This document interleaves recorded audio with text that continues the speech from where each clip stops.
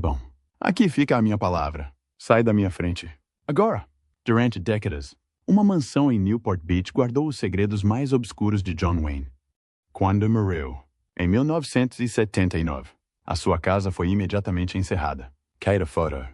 Carta e item pessoal guardado trancado há mais de 30 anos. Em 2011, abriram finalmente as portas e o que descobriram lá dentro deixou todos atônitos.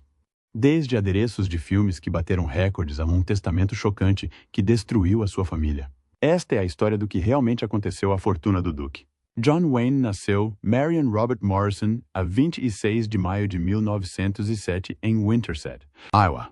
Quando nasceu, pesava 13 libras, o que era tão invulgar que o jornal local mencionou. Desde o início, parecia destinado a ser maior do que a vida. Com apenas 3 anos de idade, quase morreu ao cair num riacho congelado. Um estranho que por ali passava salvou e aquele momento mostrou o tipo de resiliência que carregaria consigo para a vida. O seu nome mudou logo no início. Quando seus pais tiveram outro filho, decidiram tratá-lo por Robert. Assim, o nome do meio de Marion foi alterado para Mitchell. Esta mudança pode parecer pequena, mas prenuncia as transformações maiores que viriam a seguir. Em 1914, a família mudou-se para Glendale, na Califórnia, porque o negócio do pai faliu.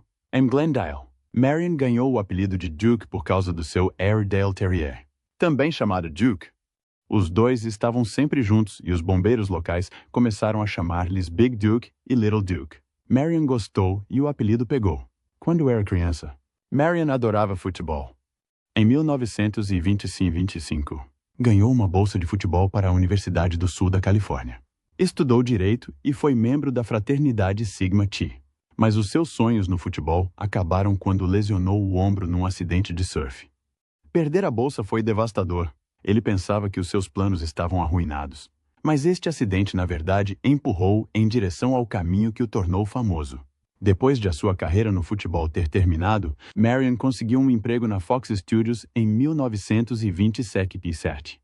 Trabalhava como adereço, ganhando $35 por semana. Não era nada glamouroso, mas deu-lhe uma oportunidade de entrar. A sua primeira vez no ecrã. Não foi como ator, mas como jogador de futebol americano não creditado no filme Brown of Harvard, de 1926. Durante este tempo, tornou-se amigo do realizador John Ford. Ford viu algo nele e deu-lhe conselhos, sugerindo até que mudasse o seu nome para algo mais forte. Depois de considerarem algumas opções, escolheram John Wayne, um nome que se tornaria lendário. O início da carreira de ator de Wayne foi difícil. Entre 1930 e 1939, apareceu em mais de 80 westerns de baixo orçamento, por vezes filmando um filme inteiro em apenas 2 dias. Mal ganhava dinheiro suficiente para viver e muitas vezes comia apenas uma refeição por dia, uma lata de feijão aquecido numa chapa quente.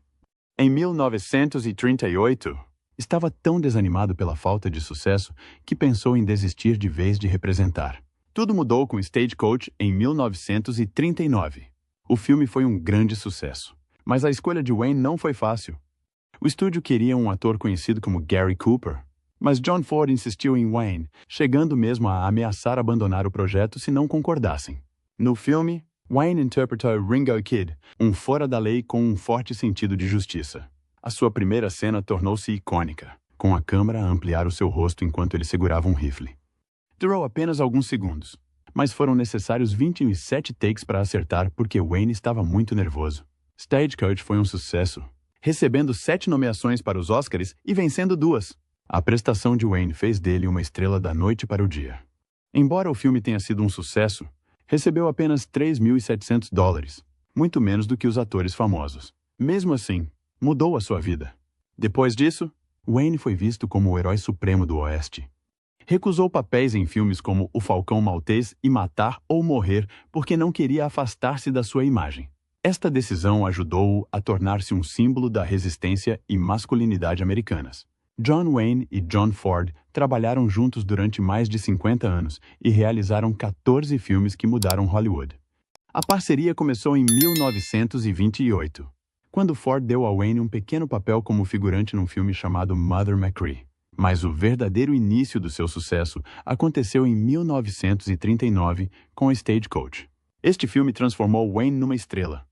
Os dois tinham uma relação de trabalho complicada. Ford era duro com os atores, e Wayne levava muitas vezes a pior. No set de Rastros de Odio. Em 1956, Ford fez Wayne refazer uma cena simples, apenas pegando numa arma, 17 vezes à frente de todos, o que o envergonhou. Mas Wayne nunca se queixou. Acreditava que o estilo severo de Ford o ajudou a dar as suas melhores prestações. Rastros de Ódio nem sequer foi reconhecido pelos Oscars quando foi lançado. Mas hoje, é considerado um dos melhores filmes já feitos. O último filme juntos, Donovan's Reef, de 1963, quase não aconteceu. Wayne não tinha a certeza se devia aceitar o papel porque se sentia demasiado velho para isso. Ford também estava com problemas de saúde e lutava contra o alcoolismo. Mas Wayne convenceu-o a conduzir. Filmaram o filme no Hawaii, onde o calor era insuportável, atingindo por vezes os 38 graus Celsius. Durante as filmagens, Ford ficou tão doente com herpes zoster que teve de dirigir algumas cenas deitado numa maca. Apesar destas dificuldades, o filme foi concluído e teve um desempenho razoavelmente bom. Ao contrário dos seus westerns sérios, este filme foi mais uma comédia, mostrando que conseguiam trabalhar em estilos diferentes mesmo no final das suas carreiras. A primeira nomeação de Wayne para os Oscars veio de Sands of Iwo Jima, em 1949. Interpretou o sargento John Stryker, um fuzileiro naval duro. No início, Wayne não queria o papel porque achava que era muito parecido com outras personagens que já tinha interpretado. O presidente da Republic Pictures, Herbert Yates, teve de convencer Wayne pessoalmente, oferecendo-lhe $250 mil e uma parte dos lucros. Uma quantia enorme na época. O filme foi difícil de fazer. O realizador Alan Doan queria que as cenas de batalha parecessem reais. Por isso usaram lança-chamas e explosivos verdadeiros. Isso causou ferimentos no set, incluindo uma explosão que deixou Wayne inconsciente durante meia hora. As filmagens foram interrompidas durante 2 dias. O filme incluiu também cenas reais da Batalha de Iwo Jima. Graças ao Corpo de Fuzileiros Navais do SEAL, deixaram os cineastas usar cenas raras de combate, que foram tão bem combinadas com as cenas encenadas que muitas pessoas acharam que todo o filme era real. Uma cena icônica mostrou a bandeira a ser hasteada no Monte Suribati, usando a bandeira original da batalha. 3 dos fuzileiros sobreviventes que hastearam aquela bandeira até apareceram no filme. Apesar do sucesso e da poderosa interpretação de Wayne, perdeu o Oscar para Broderick Crawford por Todos os Homens do Rei. Ironicamente, Wayne recusou o papel principal nesse filme porque achou que não era americano. A derrota deixou-o chateado, e levaria mais 11 anos para ser novamente nomeado. O projeto de sonho de Wayne, The Alamo, em 1960, foi um dos filmes mais arriscados que já fez. Ele queria fazer o filme há mais de 15 anos e acabou por hipotecar a sua casa, carros e até o seu barco para o financiar. A produção custou $12 milhões, uma quantia enorme na época. Wayne insistiu em construir uma réplica à escala real do Alamo, no Texas, o que demorou 2 anos e utilizou mais de 1,5 milhões de tijolos de adobe para ser concluído. Tudo era historicamente preciso, até os mais pequenos detalhes, como pregos da década de 1830. O cenário tornou-se uma atração turística e manteve-se aberto até 2009. Filmar The Alamo foi um esforço enorme.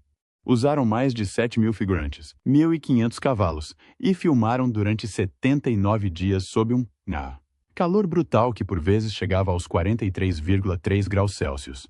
Também houve acidentes. Numa cena, um figurante foi ferido com uma baioneta e necessitou de 26 pontos.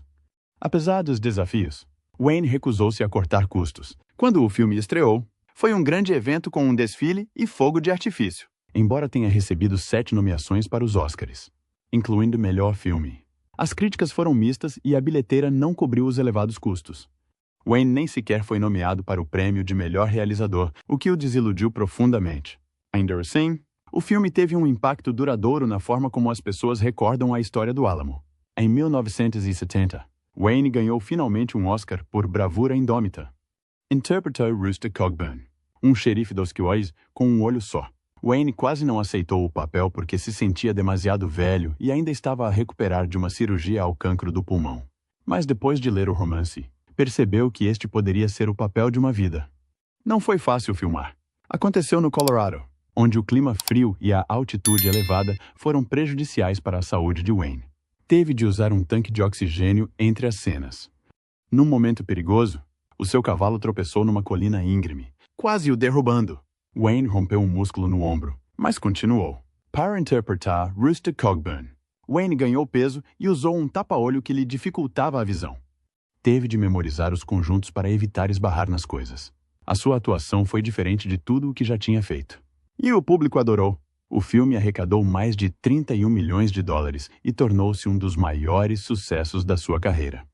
Nos Oscars, Wayne recebeu o prêmio com uma frase famosa. Se eu soubesse disto, teria colocado este autocolante 35 anos antes. Estava com gripe naquela noite, mas recusou-se a faltar à cerimônia. Algumas pessoas achavam que o Oscar de Wayne era mais pela sua longa carreira do que pelo papel em si. Até Wayne admitiu mais tarde que parecia um prêmio de carreira. Ainda assim, Rooster Cogburn tornou-se uma das suas personagens mais icônicas, e o sucesso do filme consolidou o seu lugar como uma das maiores estrelas de Hollywood. A vida amorosa de John Wayne foi repleta de altos e baixos, com 3 casamentos ao longo de quase 50 anos.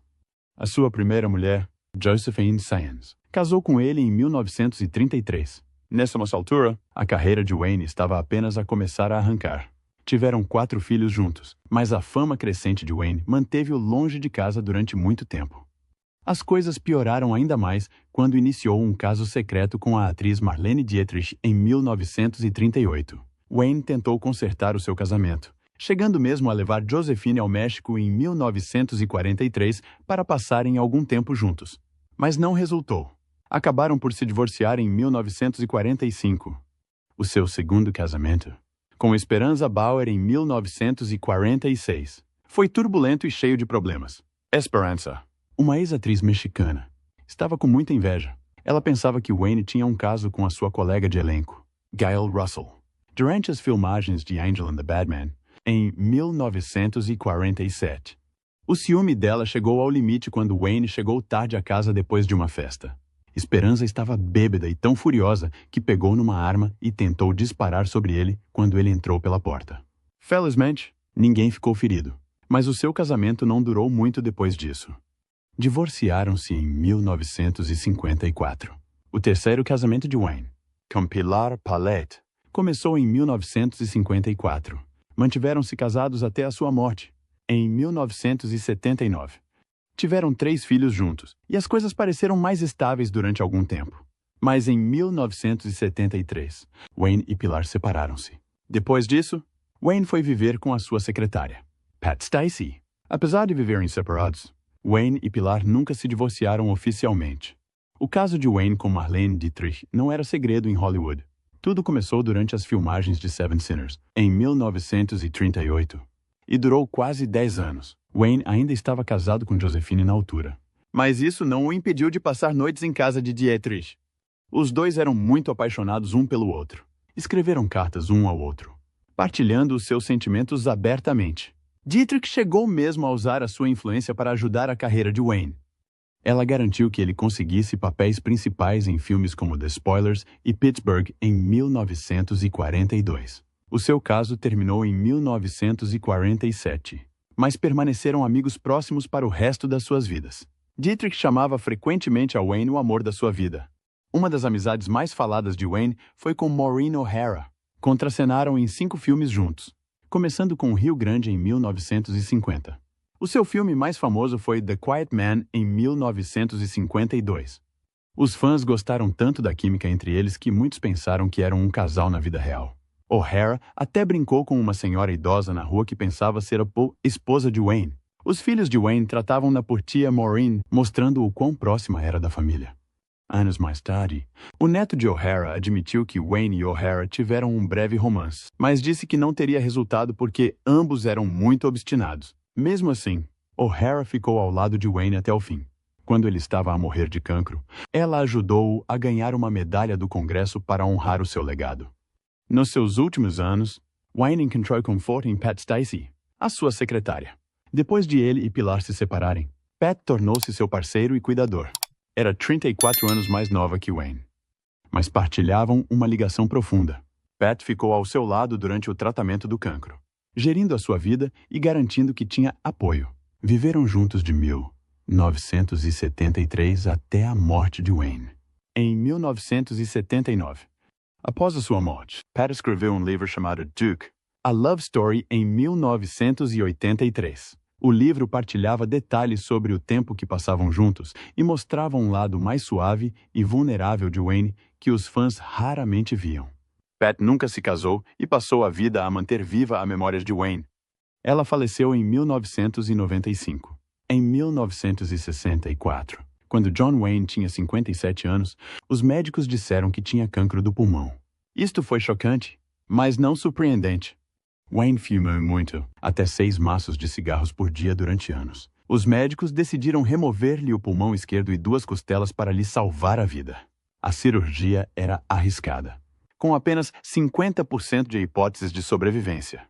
Mas Wayne sobreviveu e viveu sem cancro durante 5 anos. A maioria das pessoas poderia ter mantido a sua doença em segredo, mas Wayne não. Ele escolheu contar ao mundo. Os seus conselheiros avisaram-no que isso poderia prejudicar a sua carreira. Mas Wayne não se importou.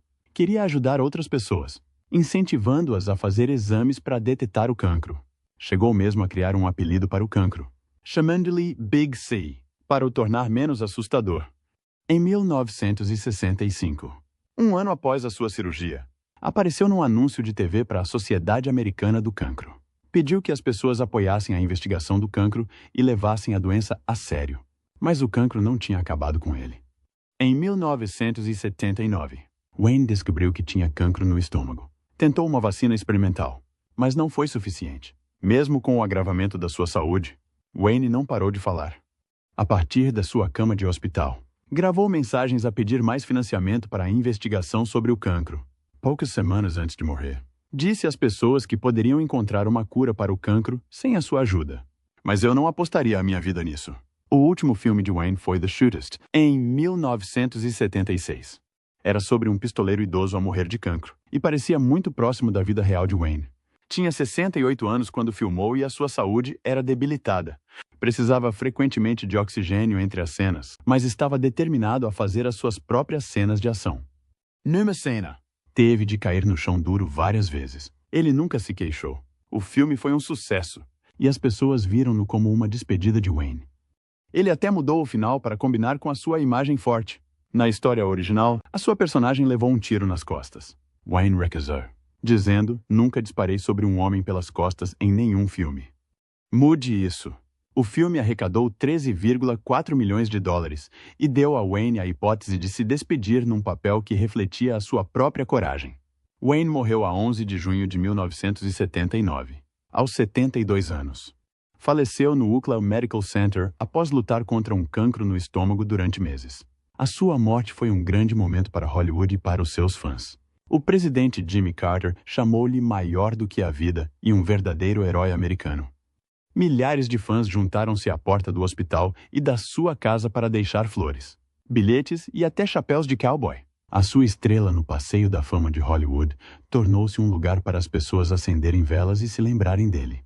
O funeral de Wayne foi privado, mas foi realizado um memorial público mais tarde para que os fãs se pudessem despedir. Foi transmitido pela TV e milhões de pessoas assistiram. A Academia Naval dos Estados Unidos nomeou-o membro honorário da turma de 1979. Embora nunca tenha servido nas Forças Armadas, após a sua morte, o aeroporto do condado de Orange foi renomeado Aeroporto John Wayne, mostrando o quanto significava para as pessoas. Em 1985, a família de Wayne criou a John Wayne Cancer Foundation para homenagear a sua memória e continuar a sua luta contra o cancro. Queriam ter a certeza de que o seu nome representaria sempre coragem e força. A fundação ajudou a fundar o Instituto do Cancro John Wayne, que se tornou líder na investigação do cancro. Criou novos tratamentos, como forma de detectar o cancro precocemente, o que salvou muitas vidas. À data da sua morte, o patrimônio de John Wayne valia 6,85 milhões de dólares em 1979, o que equivaleria a cerca de 25 milhões de dólares atualmente. Para alguém tão famoso e bem-sucedido como ele, isto parecia pouco. As pessoas esperavam que a sua fortuna fosse muito maior, porque ele foi um dos atores mais bem pagos da sua época. Isto pode significar que Wayne gastou muito durante a sua vida ou foi demasiado generoso com o seu dinheiro. Nem todos os seus bens foram incluídos na herança.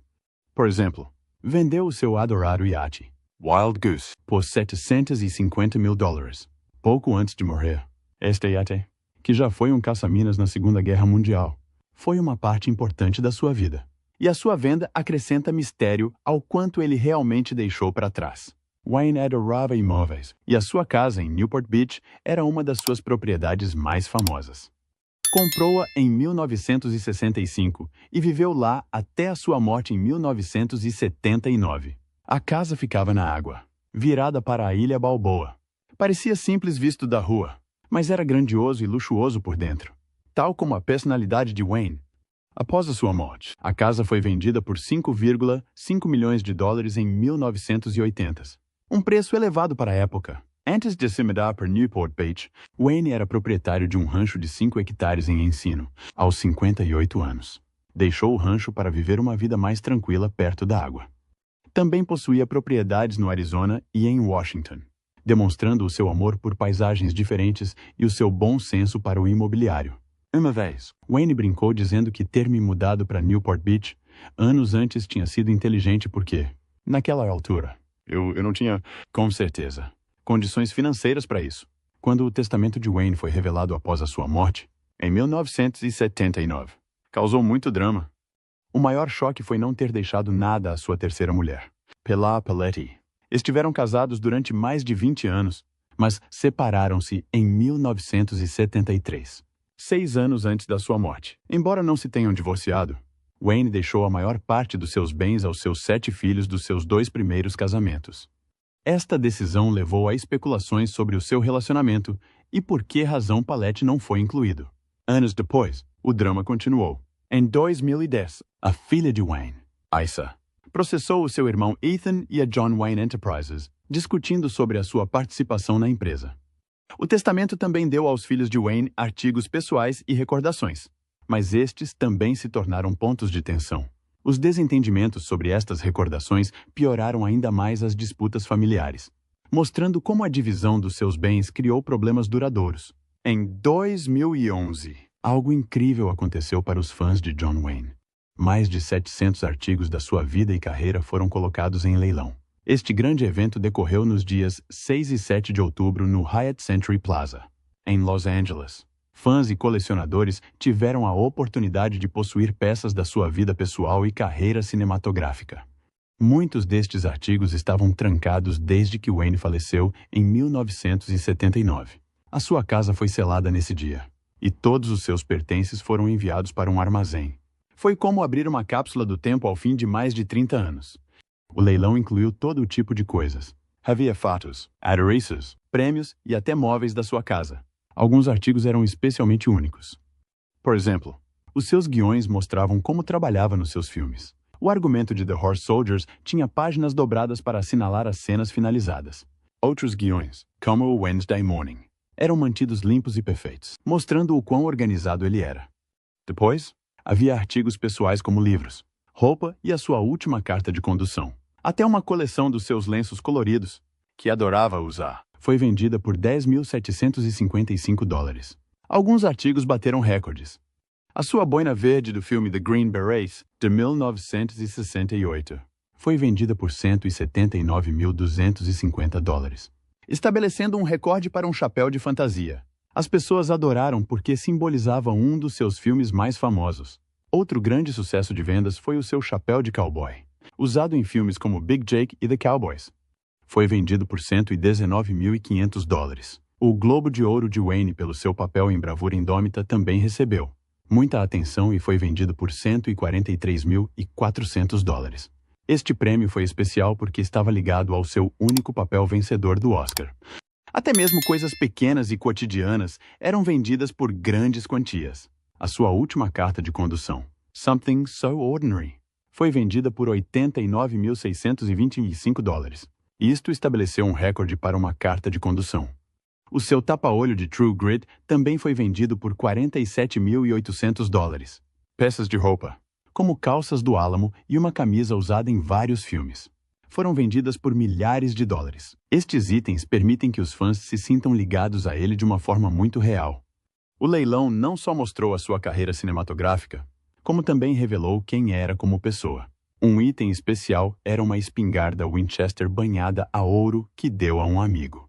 Bob Shelton Foi vendido por $13.315 e mostrou o lado generoso de Wayne. Os seus livros davam uma ideia do que gostava de ler, temas como a história e a estratégia militar. Um item inesperado foi a sua coleção de conchas, que mostrava um lado mais suave dele que as pessoas não costumam ver. Uma das peças mais valiosas foi um retrato de Wayne feito pelo artista John Decker. Foi vendido por $71.700. Wayne guardava esta pintura em sua casa, o que mostrava o quanto ela significava para ele. O leilão incluiu ainda fotos de família, cartas e até móveis da sua casa.